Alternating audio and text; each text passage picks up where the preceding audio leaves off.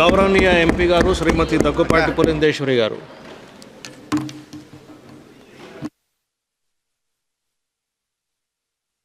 Having given me the opportunity to partake in the discussion pertaining to the allocations made for the Ministry of Health and Family Welfare.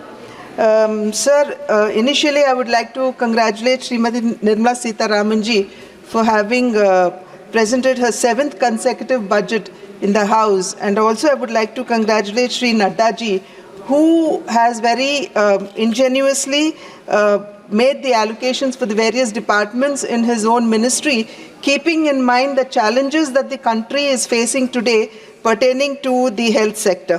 Sir, even as India is making great strides in terms of GDP, where the world GDP is about 3% and the GDP of India is estimated to be anywhere between 7.2 to 8%, India is in a state of economical and demographical transition today.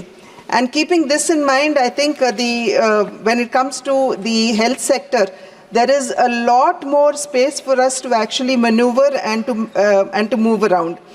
Sir, to achieve the set targets in our country when it comes to health, I think the infrastructure in our country also needs to ramp itself up. And the health infrastructure has been stretched and it needs to be strengthened further. Having said that, sir, against this background, the very thought to establish wellness centers, because if we have to take into consideration the health concerns of the country at the tertiary level, I think our roots will also have to be very strong. And going by what is said earlier by our ancestors, that prevention is better than cure, the setting up of wellness centers at the ground level, I think, is a very welcome measure, wherein the primary health screening is done, and then probably, if so required, they would be sent to for tertiary care to district and other higher hospitals. Sir, even as I appreciate and welcome the setting up of the wellness centers, which are the Arogya Kendras at the grassroots level, I think we would also have to introspect on the condition and situation of our CHCs and PHCs. So today they are literally starved of infrastructure at the CHCs and PHCs, where we do not have the required number of doctors in place or paramedics in place. And I'm sure all of us have been seeing time and again in media where even power or electricity has been cut to these CHCs and PHCs, and in the light of the torches there have been surgeries that have been done too. So I think we need to kind of work with the state governments as well to ensure that the infrastructure at the CHCs and PHCs are strengthened. I have been listening with rapt attention to my colleagues on the other side of the benches who have repetitively been speaking about the 2.5% of the GDP that needs to be allocated for health, and the central government not doing enough when it comes to allocation. So may I remind them that the 2.5% of the GDP that needs to be allocated for health is not necessarily the central government alone, but the states would also have to be proactive and forthcoming to put in their allocations, and we see largely that the states are not so forthcoming when it comes to their priorities when it comes to the health, sir.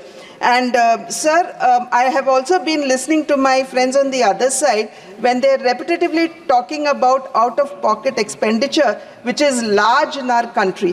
But we also have to appreciate, sir, the work done by the interventions done by the central government by setting up not only the wellness centers which help in screening of the patients, but also in setting up the Jan Aushadhi Kendras, because largely the patients have to spend large amounts of money, and the burden on the people of India is largely when it comes to medicines. So the Jan Aushadhi Kendras actually help in reduction of expenditure to the patients, and also the Ayushman Bharat, which actually provides insurance coverage for 50 crore population in our country. So even as I speak about the Ayushman Bharat, I would definitely have to talk about my state of Andhra Andhra Pradesh, where there was a scheme that was run in the name of Arogyashri, and the then Chief Minister Shri Jagan Reddy, he applauded himself and said that he was expanding the Ayushman Bharat because Ayushman Bharat covered only about 1,000 and odd health initiatives, whereas his own scheme covered more close to about 2,000 plus. But in the whole scheme of things, he not having paid the private hospitals who were actually shouldering the Ayushman Bharat and the Arogyashri today have refused to come forward and support the Ayushman Bharat and the Arogyashri, and this is negatively impacting the Ayushman Bharat scheme in our own state. So I would request the Honorable Minister, even as she is seated here, to kindly take note of this and to ensure that the difficulties that our state is facing is overcome. Sir, having said that, the skilled workforce in our country is also a problem. Like, for example, physicians. We have just about 7 physicians for about 10,000 population in our country, whereas the requirement is largely more. So keeping that in mind, the intent to actually increase the number of colleges and to connect them to the government hospitals is very welcome. But however, sir, we need to keep in mind that even as we increase the number of colleges, the required number of teaching staff is also going to be an issue for us, and in our attempt, or in all the good intent that the central government has to improve the workforce, I think we need to keep in mind the quality also. As I had mentioned, there is a shortage of teaching staff already in the medical colleges, and how do we fill this gap is going to be an area of concern for us. Sir, I have been listening to my colleagues when they have been saying that very little has been allocated for mental health. Sir, there has been an increase from 63 crores to 90 crores when it comes to mental health. I do agree, sir, given into the fact that there's a lot of psychological pressure on our children when it comes to neutral families, the after effects of COVID, and also, if I may say, the drug addiction that we see in the country. I think this increase in allocation is welcome, though we desire that a lot more should be done in this direction. Sir, digital UWIN is a wonderful intervention, sir, where people largely who are migrating, we have a lot of migrant force, and when they are migrating, they do not have to carry their physical records, but they have it all stored in a digital portal, and wherever they go, for them to access them would be very easy, and the medical records are safe, and this is assuring the entire country that it is also kept confidential. So the digital UWIN is really welcome. Sir, the increase of 4% for research is very, very important in our country today, because we see an increase of non-communicable diseases, and even as I speak, we are also hearing of new diseases that are coming in the form of Nipah and so on and so forth, and therefore we need to really increase our allocations for research to ensure that we are able and capable to face such challenges that come up. Needless to say, the other interventions in the medical sector as well. And therefore, sir, the increase in allocation for research is really welcome, sir. Sir, having said that, we need to also look at the interim budget, the provisions in the interim budget, even as we look at the provisions in the budget itself. Sir, in the interim budget, there has been mention that Ayushman Bharat would today be extended to Anganwadi workers, Asha workers, and other workers at the Anganwadis, and also senior citizens who are 70 plus. Sir, today we have, even as we talk of our demographic dividend, we have longevity that has increased in our country, and where we were talking about 62, 65 years, today we are talking about 72 to 75 years of longevity. So keeping that in mind, sir, geriatrics has been a very, very neglected section when it comes to the health sector. So keeping that in mind, sir, I think extending the Ayushman Bharat cards to 70 plus senior citizens is rather very welcome, and would support them even in their even at the older ages. Sir, I was also listening to many of my colleagues who were talking about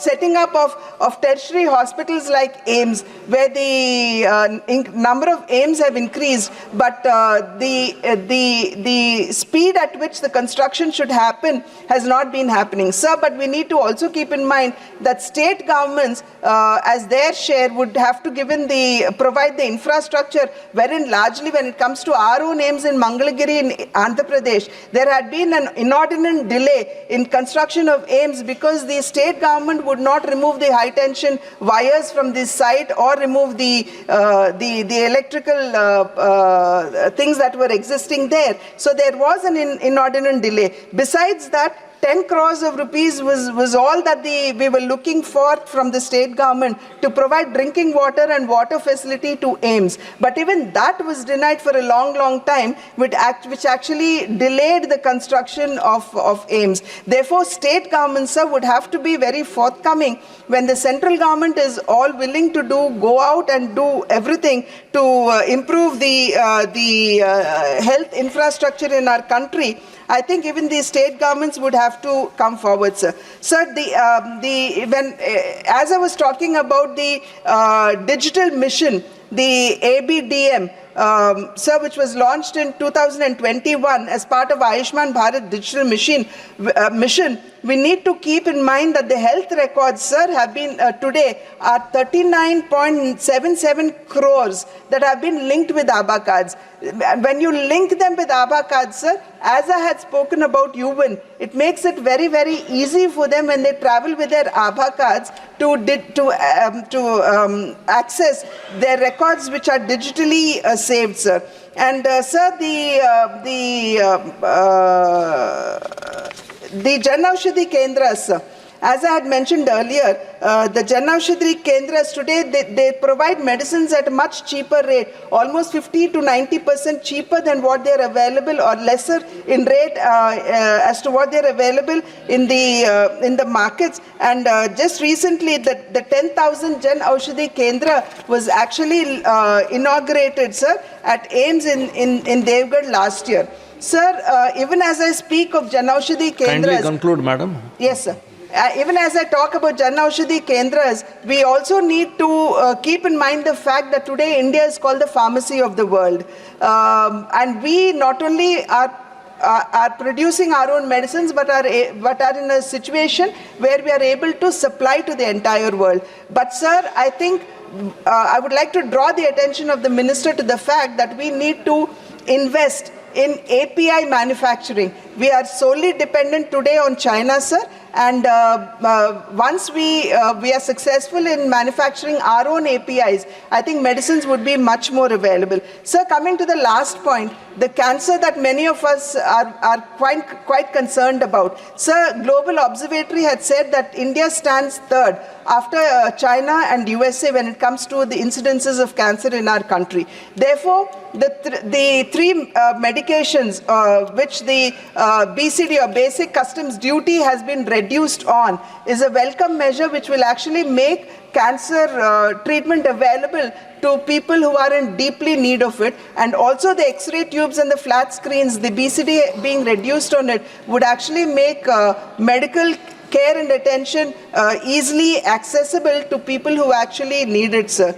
Sir, I would only like to conclude by saying that even as the central government provides for the healthcare in the country, it is up to the states to also come forward proactively and avail the support that the central government is coming. So even as the central government comes up with a health policy, it would be ideal if state governments could come up with a health policy of their own, keeping their own issues of the state in mind, so that they can come up with innovative interventions to ensure that health is made available and reachable to all. Thank you, sir.